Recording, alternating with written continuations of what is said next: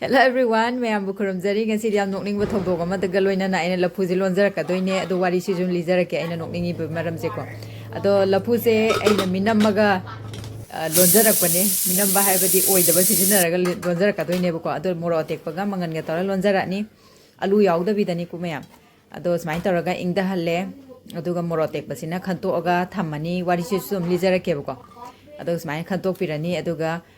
kano se koi gi lafu se si sina khanto oga mahi je chumtho oga lon doi ne bako mai je chumthok traga di ma ngasai gi manung da ising yauraga di iromba matam da ngasai gi ngari thum morok se changoi doi ne ba ado dana saina masi mahi je chumtho ani manung da phutpa gi yabu mahi do adoga lonjara age mayam sai taraga mechara ani uchi morok khara laujare ngari phutpa khara thum khara adoga nga tawba man laujare adoga sai taraga khon da sujarani aduga moro te panga sagi koina phutpa de khandokpa do aduga pulap noi minarani aduga mai maku ma pram yauba de gi nga maru yauba khotpa adu mi loi khanto orane bako aduga smai toraga lolani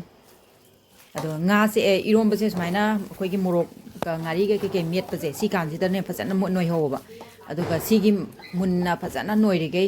haw doine be iromba se ko ado khoi ibok am haibiram mane smaina ngari ga moro ka noiba matam da phasana munna noi ri ge haubani na hairam mebako aduga lafu jigo noi birani aduga mangandum hapaga irondoi neba ado ai ngasai lafu gi wari do kaw gi dore bako adu lija horage ba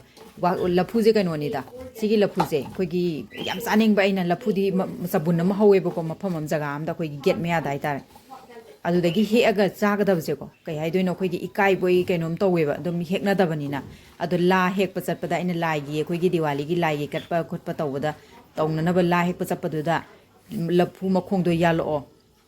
adoi ta mi na hangak taragadi koina smaina candle yung na bani laige khoi gi smaina tawe khotli katnai khotnai na haijalo aduga heklo aduga em ta chage haiba